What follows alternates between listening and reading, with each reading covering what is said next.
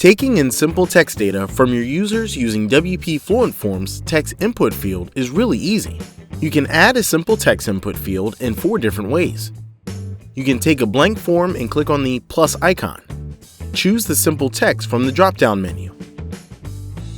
Look up simple text in the general fields. Drag and drop it.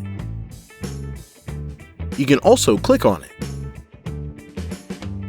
Type simple text on the search bar on the input field section on the right and click on it and drag and drop it.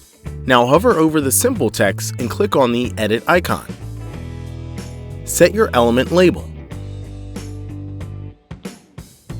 Define where the label is to be placed. Name your admin field label and compose your placeholder. Decide whether this field is required or not. Click on the Save button. We have separate documentation for the advanced options. You will find the link to it in the description box. For more plugin updates and awesome tutorials, subscribe to our YouTube channel and don't forget to hit that bell icon.